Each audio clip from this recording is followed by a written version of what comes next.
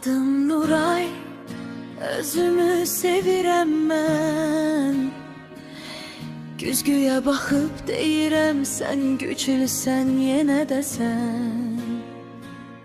Həyatım bəzən çətin, bəzən şirin bir nağıl.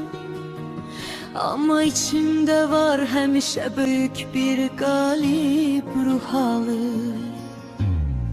Ben öz yolumla gedirəm, heç kimə oxşamıram.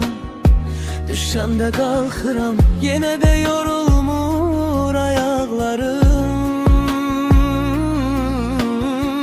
Özümü sevməyən böyük gücdür bu həyatda. Qaranlıq olsa belə işıq.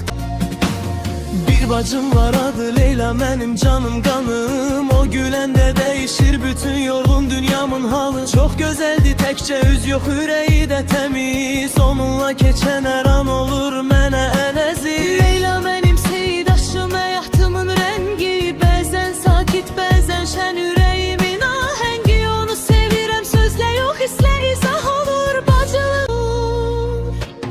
Nuray deyir, mən güclüyəm, mən yaşayıram.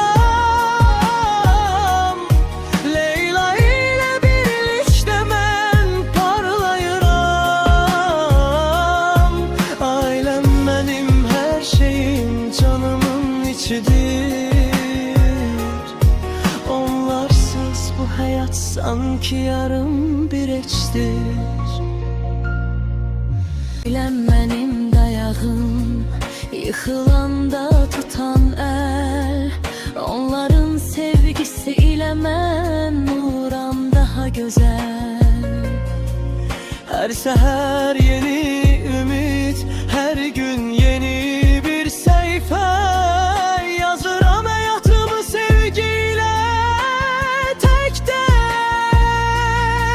Bəzən ağlayıram, bəzən gülürəm ürəkdən. Amma heç vaxt vaz keçmirəm bu gözəl həyatdan. Çünkü bilirəm yanımda olanlar var həmişə.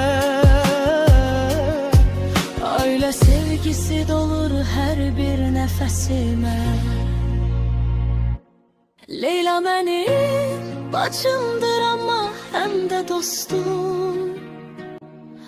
Onunla keçən günlər ən gözəl yolum.